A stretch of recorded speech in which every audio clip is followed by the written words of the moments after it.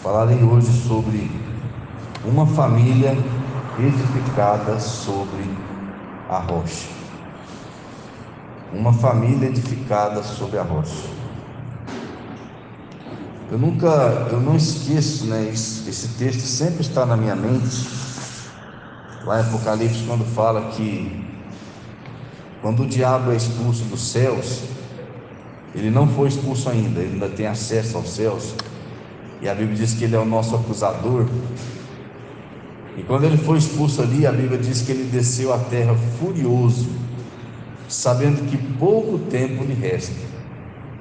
O diabo não é bobo, ele sabe que mesmo que ainda não foi expulso e que tem acesso, o tempo dele está se acabando, porque o mundo está preparado para o governo mundial. A igreja está clamando a volta de Cristo. Os sinais estão aí escancarados. E o diabo então ele vai trabalhar cada vez mais firme. Eu posso dizer que a área predileta do diabo trabalhar é a sua família. É sobre os seus filhos, sobre você como pai, você como mãe. O diabo ele vai trabalhar. O diabo ele tem um dedo no entretenimento, às vezes sutil, às vezes explícito, para que possa infiltrar dentro da sua família, na mente dos seus filhos, tudo aquilo que ele quer. Eu tenho visto o diabo roubando, o mundo, a filosofia carnal, roubando os filhos, pais se lamentando ao verem os seus filhos desviados, metidos em vários e vários pecados, e os pais se lamentam e entram em desespero. Quando eu vejo isso, eu clamo a Deus, porque estamos sujeitos às mesmas coisas de todos. Só que Deus tem uma grande promessa de que aquele que o serve, aquele que busca, aquele que luta pela sua família, ele recebe a bênção de Deus. Então nós temos que lutar constantemente para que as nossas famílias não sejam tragadas pelo diabo. E ele está furioso e ele não vai desistir enquanto ele não destruir o máximo de pessoas que ele puder. E hoje eu quero falar sobre justamente como nós podemos edificar a nossa família sobre a rocha. Existem vários tipos de terrenos que você constrói. Aqueles que têm uma pequena noção de fundação, sabe que se você chegar num terreno firme, um terreno que realmente não tem areia, você lança uma fundação e ela talvez não precisa ser tão profunda que ela vai segurar bem.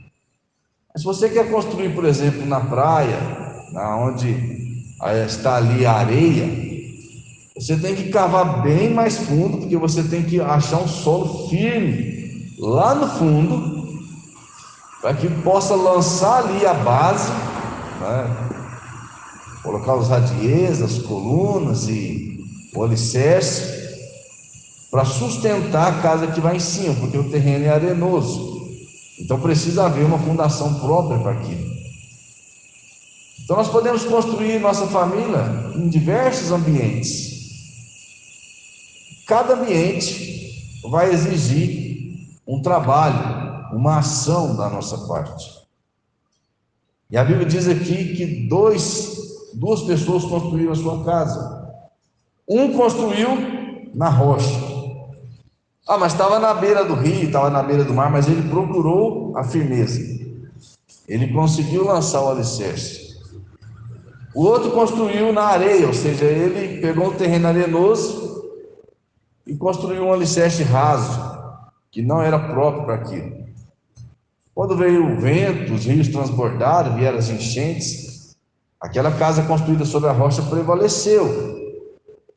Talvez precisando de uma pintura, né? Trocar um telhado aqui, outro ali, mas ela prevaleceu. Já aquele que não lançou alicerce próprio para o terreno arenoso, veio a enchente, os vendavais e ela caiu.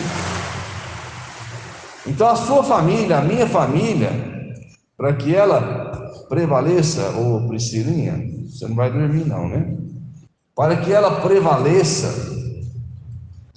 nós precisamos lançá-la sobre a rocha, construir a nossa família sobre a rocha, porque virão as tempestades, virão as tentações, virá o diabo, virá o mundo, virá a carne, virá as influências, virão os maus amigos, virão tudo quanto é tipo de problemas para destruir essa família. Mas ela tem condição de prevalecer, porque ela está firmada na rocha. Então eu quero falar justamente sobre esta família, a família edificada sobre a rocha. Em primeiro lugar, se você quer edificar a sua família sobre a rocha, eu digo que você tem que edificá-la cultivando os ensinamentos da palavra de Deus. Aonde que está a libertação do homem? Está na palavra. A palavra de Deus liberta o homem não só do pecado e da morte, mas liberta o homem da escravidão da carne, que é a carne clamando por satisfação física, é que nos leva a pecar. Praticamente todos os pecados, eles têm origem nos desejos carnais. Jesus falou: concupiscência da carne, concupiscência dos olhos e a soberba da vida. Os olhos veem, a carne deseja, e o homem se acha autossuficiente, ele se acha o seu próprio Deus, porque ele é soberbo, e ele então quer fazer tudo o que está à sua vontade. Jesus diz: o Espírito que habita em nós, o nosso espírito vivificado por Deus, está pronto, eles não pecam, mas nós temos junto com esse espírito, junto com a nova natureza, a velha, a carne, e essa peca, e é aí que o diabo rouba as nossas famílias, é aí que o mundo rouba, é aí que o pecado rouba, e é aqui que nós precisamos estar atentos. Como é que você vai alicerçar os seus filhos para enfrentar as tempestades que virão sobre eles? Palavra de Deus.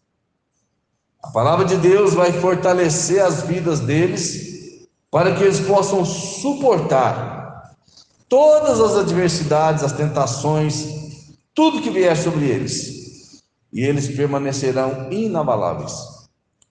Quando Paulo nos orienta a revesti-los da armadura de Deus, ele fala que nós vamos passar pelo dia mau, e depois de termos vencido tudo, nós permaneceremos inabaláveis.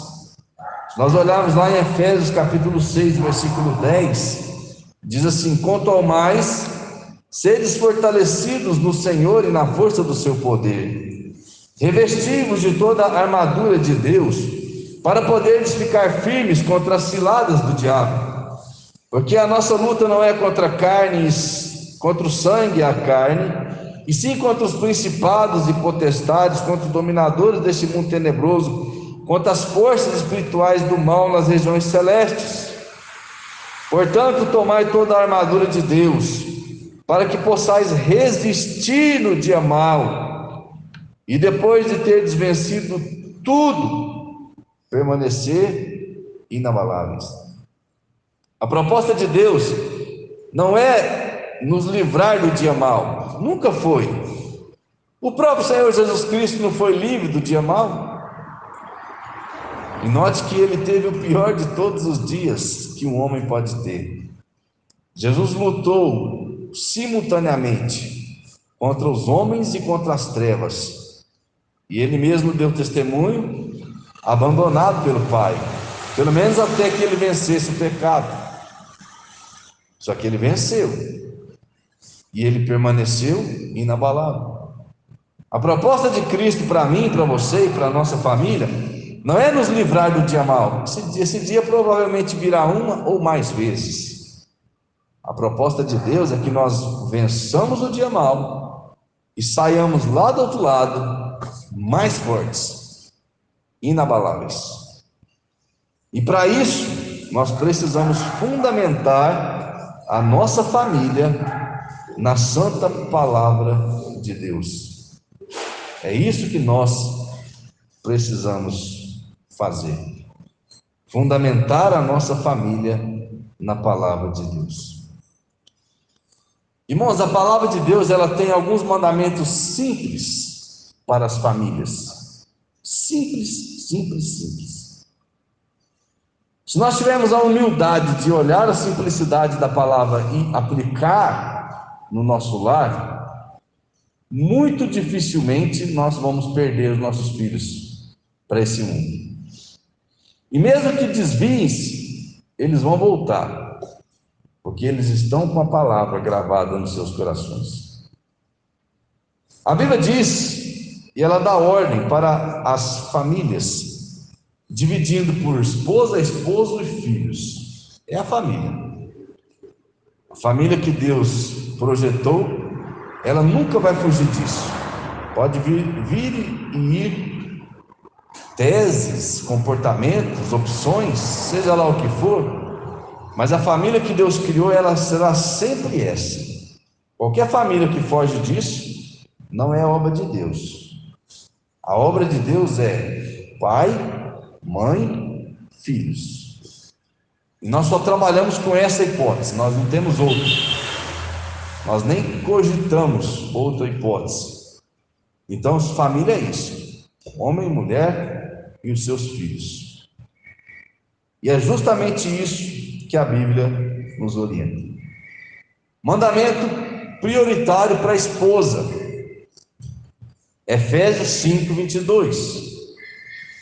Vós, mulheres, sujeitai-vos a vossos maridos como ao Senhor. Tem uma outra versão, a Bíblia Vida, ela diz assim: vocês, esposas, devem ser submissas à liderança dos seus maridos, do mesmo modo que se submetem ao Senhor. Então, o que é que nós temos que entender que Deus manda às esposas? Serem submissas, não escravas, não perdendo a sua personalidade, a sua vontade própria, mas serem submissas aos seus maridos, como vocês são submissas ao Senhor. É por isso que é tão importante que a mulher, que a moça, ela tenha paciência, ela espere em Deus, para que Deus prepare o homem, o rapaz com quem ela vai se casar. Porque quando uma mulher, uma moça casa com um rapaz, ela está se submetendo a ele. E se ela casa com alguém que não é de Deus, que não a ama, ela vai se tornar realmente uma pessoa muito sofrida, porque ela vai se submeter a uma pessoa que não ama a Deus. Se ele não ama a Deus, pouco importa a esposa.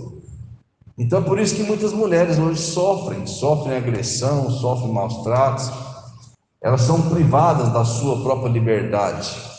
É porque elas não souberam confiar em Deus, para que Deus providenciasse o seu esposo. Então a Bíblia diz para a mulher: mulheres, submetam aos vossos maridos. De qual maneira? Como vocês submetem ao Senhor.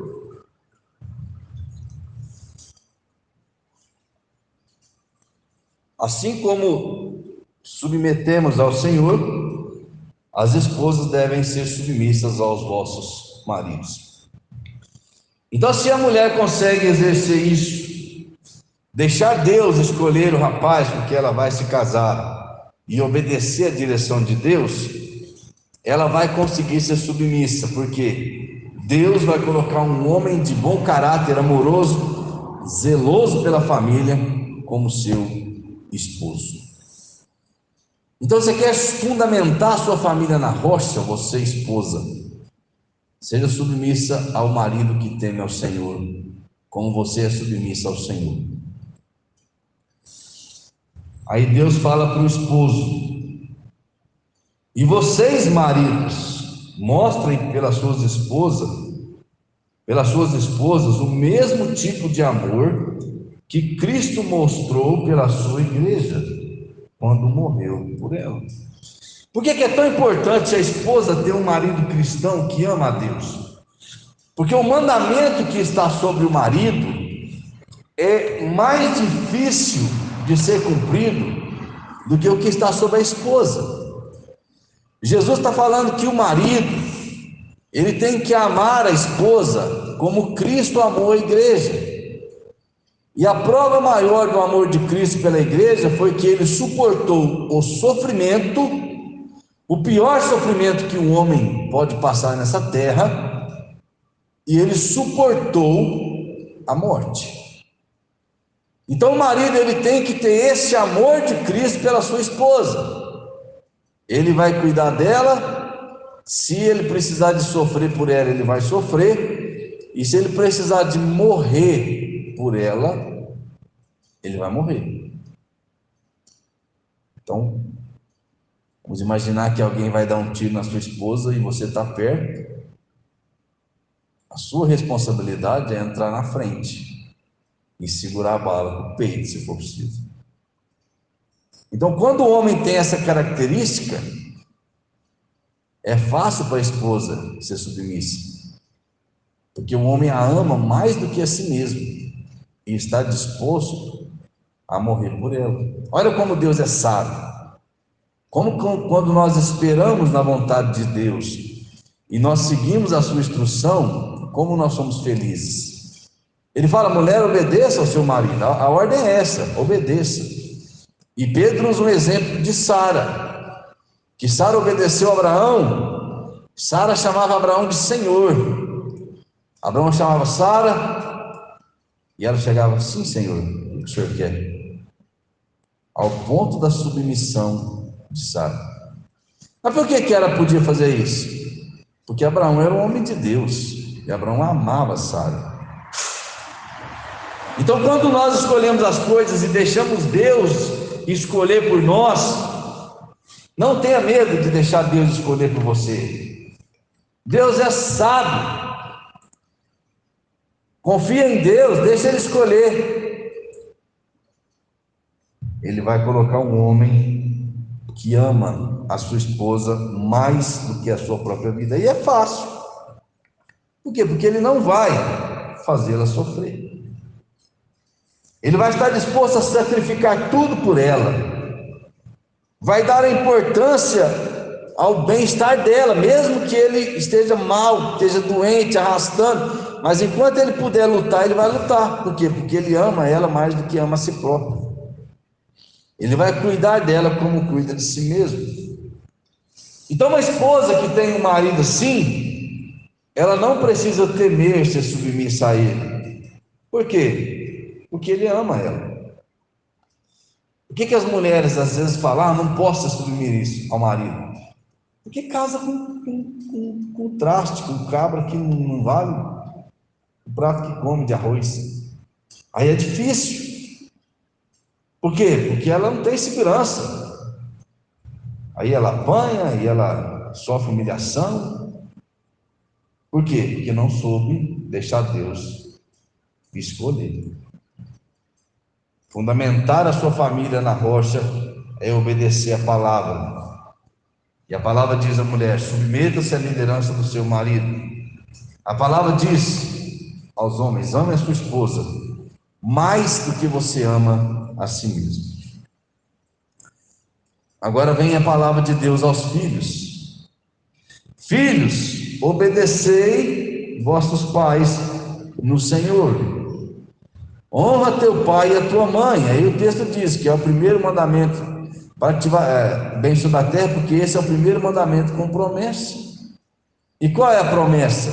Longa vida e sucesso nesta vida longa. Então, quando a família está alicerçada no Senhor, a esposa está alicerçada no Senhor, o marido, e eles têm os seus filhos, como eles têm a sabedoria de Deus e eles conhecem a palavra de Deus, o que eles vão fazer? Eles falam entre si: o que nós vamos fazer agora? Nós vamos treinar os nossos filhos desde pequenininhos para obedecer a Deus. Não deixe para o seu filho obedecer a Deus quando ele tiver 16 anos, porque aí ele não vai obedecer. Aí ele vai deitar o cabelo da igreja. Não adianta. Precisamos ensinar os filhos a obedecer ao Senhor, é do berço, é de pequenininho. E você quer ter uma família alicerçada na rocha? Ensine os seus filhos a obedecerem a Deus, porque aí eles vão obedecer a Deus e a vocês, e a nós como pais. Obedecer significa agir de acordo com as instruções recebidas. Obedecer não é ter medo. Aí o filho tem medo do pai, tem medo da mãe. É raro o filho ter medo da mãe, né? Porque a mãe eles passam o mel nela, mas geralmente tem medo do pai. Aí o pai vira as costas e eles fazem tudo que não pode. Por quê? Porque tem medo. Mas quando obedece, eles não têm medo do pai, porque eles sabem: olha, eu preciso obedecer meu pai, porque eu obedeço a Deus e Deus mandou obedecer meu pai, então eu não vou fazer. Então ele tem um comportamento perto e longe do pai de obediência. Então nós precisamos transmitir isso para os nossos filhos. Honra. Os filhos têm que honrar os seus pais. Significa respeitar, amar e valorizar. Quando o filho obedece, mas ele grita com o pai, grita com a mãe, xinga o pai, xinga a mãe, então ele está desobedecendo a Deus. E porque ele não está honrando o pai, ele não está respeitando o pai, não está respeitando a mãe, Deus vai lá na vida dele e fala: eu ia deixar você viver uns 90 anos, caboclo, mas do jeito que você está fazendo, eu vou riscar uns 40 da sua lista, você vai lá para os 50, você já vai morrer. É isso mais ou menos que Deus faz, porque estamos desrespeitando o mandamento que tem promessa. E se eu desrespeito o mandamento que tem promessa, eu perco a promessa contida no mandamento. Então, filho, não cabe só obedecer, ele tem que honrar, respeitar. O pai e a mãe são os senhores da vida dele, então ele tem que tratar ele como trata Deus, com respeito, com reverência, humildade, mesmo que ele está certo, mas ele precisa respeitar e honrar seu pai e a sua mãe. O que nós vemos nos dias de hoje? Sai aí na rua, dá uma volta, criancinha de 2, 3 anos, mandando no pai, mandando na mãe, aí esperneia, aí dá birra, aí chora, aí xinga, e aí o pai faz tudo o que quer, a mãe faz tudo o que quer, e aquela criança que deveria ser controlada pelo pai, controlada pela mãe, controla os pais. Desde cedo, ensina seus filhos que você é o pai, que você é a mãe, e exija deles o respeito. Eles vão crescer te respeitando, e na juventude vai ser, que é a época difícil do ser humano. A adolescência e a juventude é a época difícil do ser humano. Vai ser mais fácil para você, para vocês pais, e vai ser mais fácil para os filhos, porque eles já terão estabelecido sobre a vida deles o princípio bíblico. Mais um mandamento dos pais para os filhos agora. Tem o mandamento do esposo para a esposa, da esposa para o esposo, dos filhos para os pais, e agora tem o mandamento dos pais para os filhos. Efésios capítulo 6 ainda, versículo 4. Vós pais, não provoqueis a ira os vossos filhos. O pai não está aqui para passar raiva no filho, para fazer gracinha, para humilhar o filho. para fazer ele passar vergonha. Não está aqui para ser o carrasco do filho. Isso aí produz ira. E o filho que vive numa casa irado, primeira oportunidade ele vai embora. Às vezes ele escolhe um meio lícito para ir embora, às vezes ele simplesmente sai de casa. E muitos pais ficam chorando, mas não viram que desconstruíram o relacionamento dele com os filhos durante a sua vida. E aí os filhos estão infelizes dentro de casa. E por quê? Porque eles estão irados.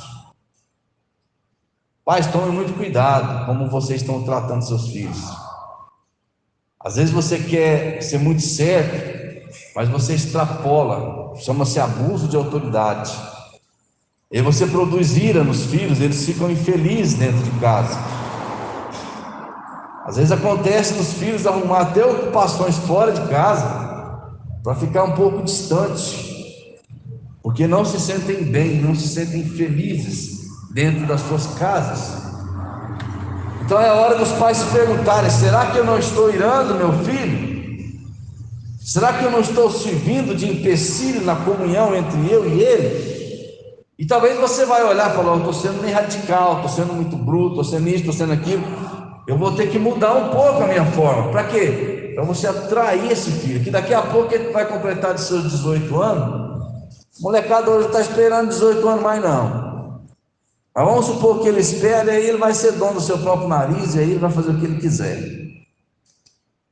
Mas se você não irá-lo, tratá-lo com respeito, exigir obediência e respeito, ele vai ficar perto de você a vida toda. Então nós não devemos irar. Nossa função é criar os nossos filhos na doutrina. Doutrina é a palavra de Deus. Admoestar é chamar para ensinar. Então eu passo a doutrina para os meus filhos e chamo eles para ensinar. Vai, conversa com seu filho. Fala: meu filho, o que você precisar de conversar comigo, pode vir falar. Gasta tempo, 1 hora, 2, tanto que for preciso. Chamar para o seu lado. Para quê? Para trabalhar, para ajudá-lo, para você ser o amigo que ele precisa. Então isso a Bíblia fala que essas atitudes constroem modelos bem-sucedidos de famílias. E o pai e a mãe precisam ser modelos para os seus filhos. Você perceber que você está sendo um mau modelo em alguma área da sua vida, trabalhe essa área, mude ela, para que aquilo que o seu filho veja que é errado, ele comece a ver que você mudou, que você está agindo certo, para que ele possa te imitar também. Porque às vezes, mesmo que nós nos esforçamos, nós temos alguns vícios, alguns erros que nós fazemos sem perceber. Nós estamos tão acostumados que nós continuamos. Aí de repente seu filho está te copiando. Nós falamos: opa, eu vou ter que mudar, porque ele está copiando o errado, então eu vou ter que fazer certo, para ver se ele copia o certo. E chama ele e conversa. Modelo. Tem um ditado que fala o seguinte: aquilo que você faz, fala tão alto, que ninguém escuta o que você diz. Então, se eu falo para uma pessoa fazer uma coisa que é errado, mas eu faço aquilo que é errado, ele não vai me ouvir falando, ele vai ouvir o que eu faço. Então, aquilo que você é e aquilo que você faz, fala tão alto, que ninguém ouve o que você diz. Às vezes os pais estão nessa categoria, eles falam certo, mas eles são tão errados, que o filho não consegue ouvir o que eles falam, só vai pelo mau exemplo que eles falam. Então toma muito cuidado com esse tipo de atitude. Primeiro passo para edificar o seu filho sobre a rocha: palavra. Mandamento para a esposa ser submissa ao marido. Mandamento para o esposo amar a esposa mais do que a si mesmo. Mandamento para os filhos honrar os pais, obedecer e honrar os pais. Mandamento para os pais não provocar os filhos a ira, mas criá-los na disciplina, na doutrina e na admoestação do Senhor. Segundo passo, você vai fundamentar a sua família na rocha. E quem é a rocha é Deus. A sua família, os seus filhos, o seu lar precisam estar fundamentados na rocha. E essa rocha é o próprio Deus. Deus é o alicerce inabalável da sua família.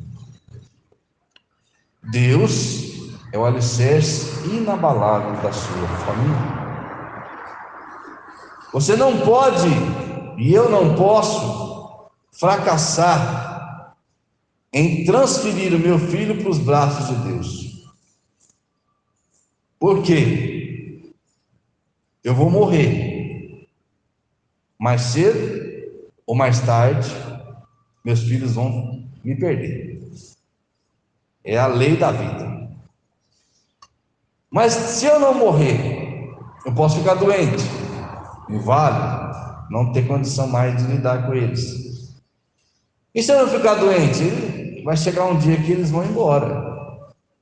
Você vai pegar, vai se casar e vai tocar a vida dele. Mas Deus está lá o tempo todo. Deus vai estar com eles até o último suspiro. Então, se o pai cedo na sua vida leva o seu filho a Deus e consagra ele a Deus e leva ele a converter a Jesus Cristo e ensina que ele tem que honrar a Deus, obedecer a Deus, viver por Deus, Deus está lá o tempo todo. E é por isso que o pai ele não pode fracassar nisso. Levar o seu filho a Deus, não só na igreja, mas levá-lo diretamente a Deus. Foi o que Ana fez com Samuel. As pessoas olham, mas Ana teve coragem, tadinho, menino, 4, 5 anos, às vezes até mais novinho, pegou aquele menininho, levou, entregou para Eli, foi embora, virou as costas, foi embora. Foi o filho melhor que ela teve, mais bem sucedido, porque ele foi criado aos pés de Deus. Deus falou diretamente com Samuel. Samuel se tornou um homem forte, o homem mais forte da sua nação. Por que ele falou para Deus quando Deus mandou ele lá ungir a Davi? E ele ficou com medo de Saul matar ele. E quando as pessoas viam Samuel chegar, eles tremiam e falavam lá, e vem problema. Deus está mandando ele aqui, alguma coisa está errada, porque Samuel tinha autoridade. E Deus falou: não, fala para eles que você vai sacrificar só. Ele foi lá de boa, sacrificou e fez o que Deus mandou. Samuel era um homem de presença, porque Ana consagrou ele a Deus desde bebê, desde criança, entregou ele ao Senhor. Salmo 127: se o Senhor não edificar a casa, em vão trabalha os que edificam. O que vai edificar o seu filho? Deus. O que vai fazer seu filho ser bem sucedido espiritualmente, ser um homem de caráter, ser um homem de Deus, é o próprio Deus. Não são os padrões morais da sociedade. A sociedade não tem padrão moral. Qual é o padrão moral da sociedade? Nenhum. O padrão moral da sociedade é assim: você quer, você faz, e pronto, acabou. Então como que ela pode educar o seu filho? Não pode. Não é a ética. O ladrão tem ética com o outro. Dentro do crime organizado, por exemplo, tem ética. Eles se respeitam, tem lei na cadeia, e aquele que não cumpre é julgado. Mas o que adianta essa ética? Então não é só a ética, o bom comportamento que vai. Ter um filho bem comportado não quer dizer que você tem um filho de Deus. Ele pode ser bem comportado, mas o coração dele não ser de Deus. Tem que entregar para Deus. A psicologia A psicologia é o estudo do ser humano, de maneira que ele pensa, de maneira que ele age. Ótimo, ajuda bastante. Mas a psicologia, para ela funcionar, ela precisa vir para a palavra de Deus e ficar debaixo. Então ela conhece o ser humano, ela conhece Deus e ela aplica. Mas a psicologia fala que você não pode, por exemplo, influenciar no comportamento do ser humano, porque senão é um crime, você pode ter seu diploma cassado. Então a pessoa vai te procurar, fala: eu estou tendo esse comportamento, estou com problema. Você, como psicólogo, não pode falar para ele: você tem que mudar esse comportamento para o seu problema resolver. Não, você tem que achar um jeito dele continuar fazendo as coisas errado, mas ser feliz. Então a psicologia sem a Bíblia, ela também não vale nada, porque ela não transfere submissão a Deus pelos seus filhos. Bens materiais também não vale nada. Tem pais hoje que trabalham, e quando você pergunta para ele: não, mas eu não quero que meus filhos vivam como eu vivi, eu quero dar tudo para eles. Aí constrói casas muito boas, lindas casas, aí coloca bons carros, bons brinquedos, videogame, computador, tudo para os filhos. Meus filhos são felizes.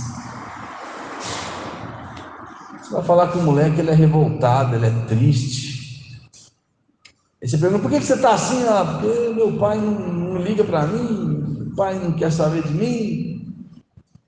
Olha esses filmes de Hollywood, até os devassos do cinema entendem isso. Quantos filmes tem ilustrando isso? O cara trabalha, mas está longe dos filhos, os filhos são infelizes. Aí eles preferem viver uma vida de pobre, lascado, mas ter a presença do pai. Você pode dar tudo para o seu filho? Amém, dá mesmo. Mas dá a sua companhia, a sua presença com eles. Mas eu não posso dar os dois. Então dá a companhia, um arrozinho com feijão, com uma salsicha, tá bom. Você fala para ele: eu posso te dar isso, mas eu estou aqui, o que der ele é. Aí quando você crescer, se você quiser ser rico, você se vira, trabalha e conquista, mas dá a sua presença, que é mais importante, porque você, perto do seu filho, você ensina ele a servir a Deus. Ele aprendendo a servir a Deus, com 15 anos ele já toca a vida dele, com 16, com 18, e você está sossegado. Você só vai acompanhar agora, só vai dar ali o acabamento, né? Por quê? Porque você fez certo desde o começo. Uma família sem Deus encontra-se socialmente, emocionalmente, espiritualmente acéfala. Essa palavra acéfala significa uma pessoa que não tem cérebro. Uma família sem Deus não consegue pensar da maneira de Deus, e ela é infeliz, porque o homem, para ser completamente feliz, ele precisa conhecer Deus e pensar a maneira que Deus pensa.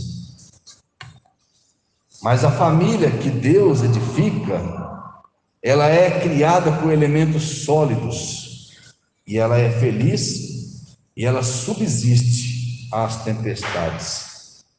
Algumas características de uma família edificada por Deus: o amor existe entre os cônjuges. O marido ou a mulher ou o marido. Não há traição, não há desvio, porque os dois sempre vão ficar juntos, porque o amor é que une. Quando o amor une, nada quebra. O perdão entre o marido, a mulher, pais e filhos. A situação pode ficar difícil, pode, mas há restauração através do perdão. O carinho do esposo com a esposa, dos filhos para com os pais, dos pais para com os filhos.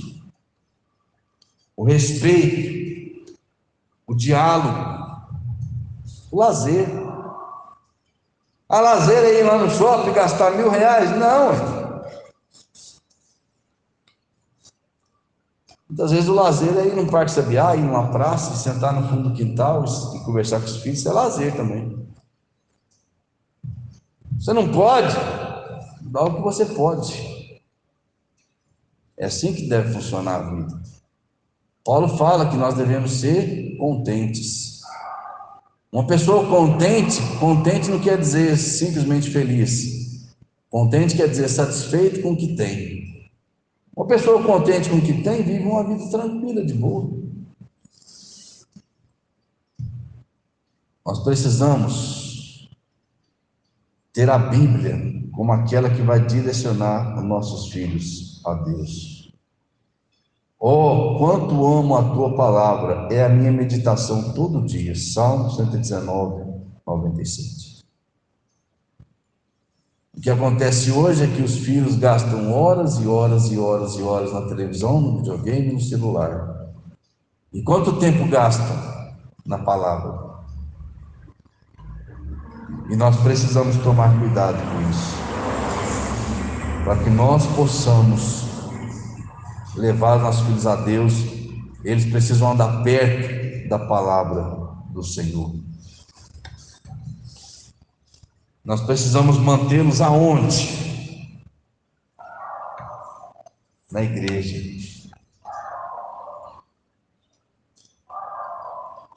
Conversando com os irmãos aí, a gente está tendo umas ideias em como a gente pode oferecer mais à igreja para os nossos filhos, para ter um tempo aqui ouvindo a palavra e brincando, se divertindo.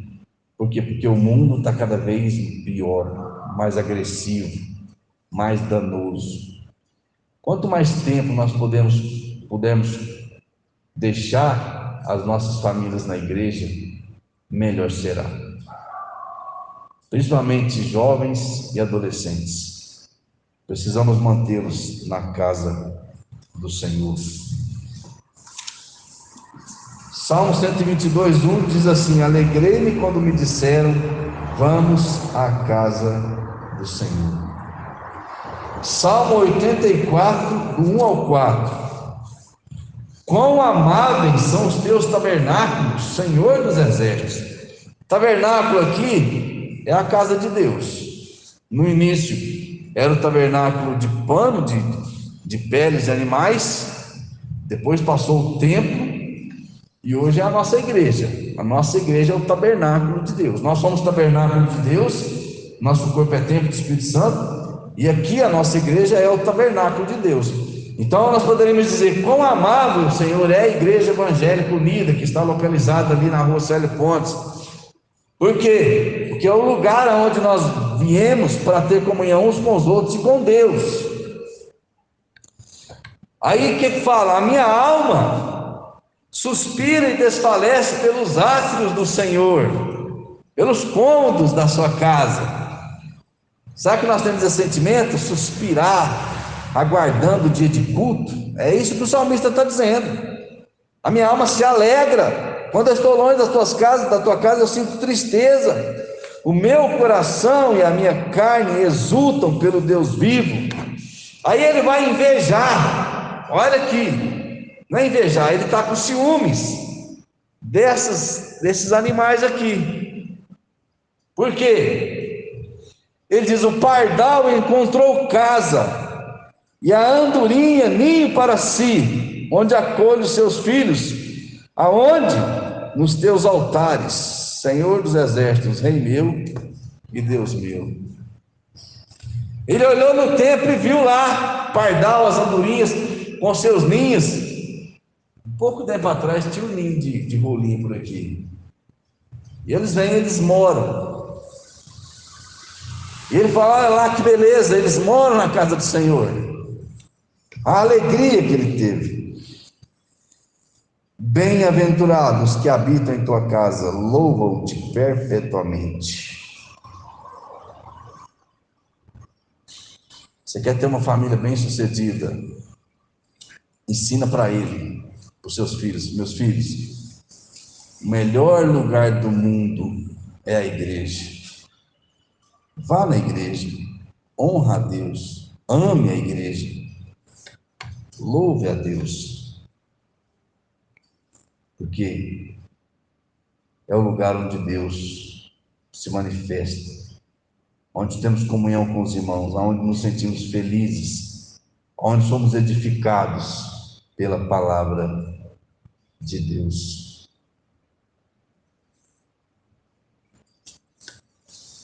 Mesmo que você faça tudo isso, a sua família pode passar por tempestades, pode ver tempestades físicas, pode ter doenças. Ninguém de nós está livre da doença. As nossas famílias podem passar por tempestades psicológicas, a depressão. As nossas famílias podem passar por tempestades espirituais, os conflitos interiores.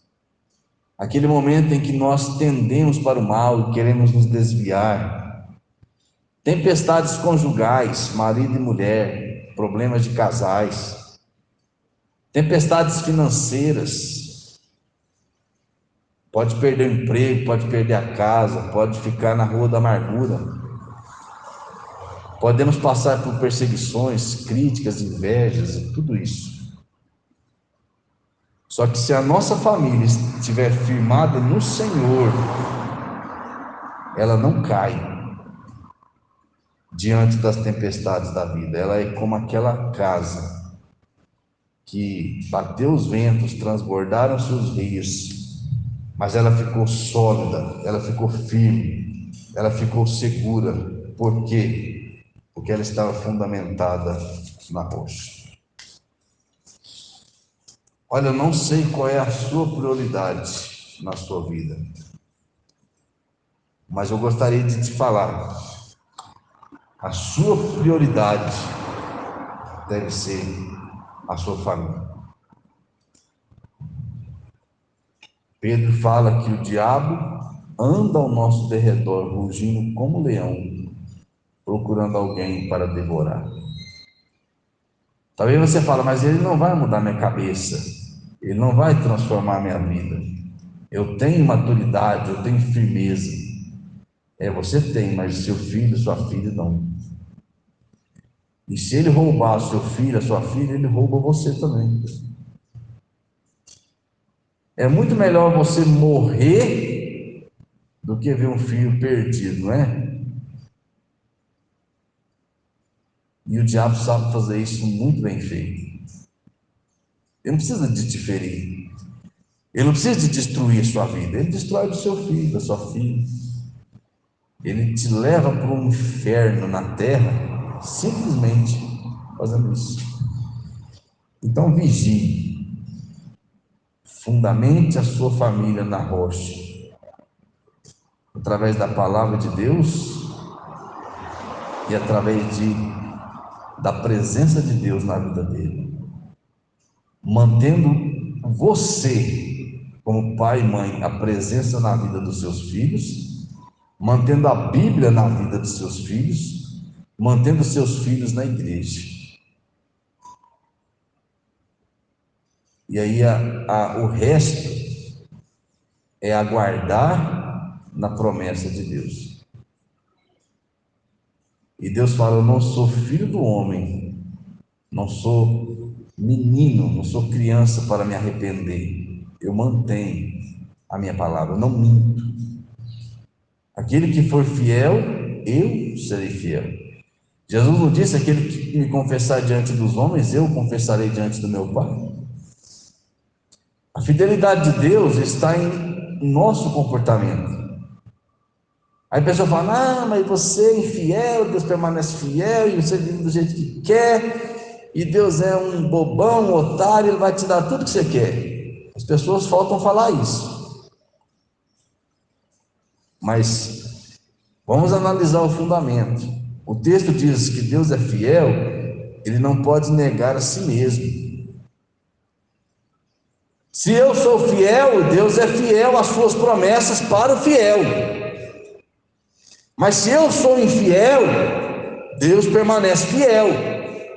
Fiel a quê? As promessas dele para o infiel.